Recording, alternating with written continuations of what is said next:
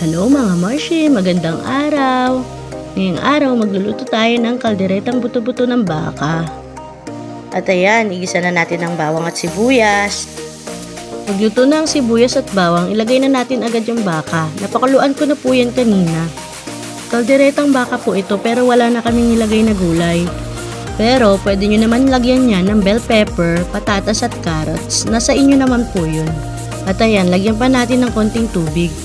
At kahit napakuluan na yan, pakuluan pa ulit natin.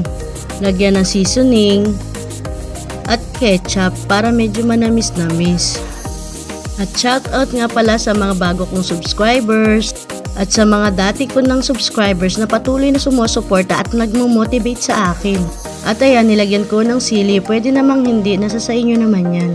Kami kasi mahilig kami sa maanghang. Ilagay na rin natin ang rino at ang cheese. Ayan ang magpapalinamnam sa ating kaldereta.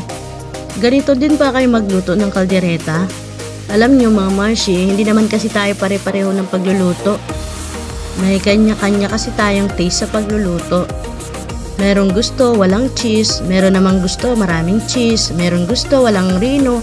Nasa nagluluto at kakain kasi yan.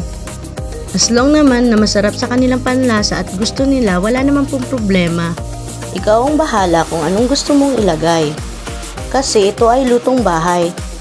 Hindi kagaya sa mga restaurant na talagang marami silang sinasahog. At ayan, ilagay na natin ang ating tomato paste. Magdadagdag yan ng lasa at pampalapot sa ating kaldereta. Haluin lang yan ng bahagya para matunaw ang tomato paste. Ay naku mga Marshi, sarsa pa lang, ulam na, mapaparami na naman ang kain ng mga anak ko nito. Tikman natin yan para malaman natin kung sakto na sa panglasa natin. At ayan, nilagyan ko ng asin pambalance sa lasa. At haluin lang yan ng bahagya.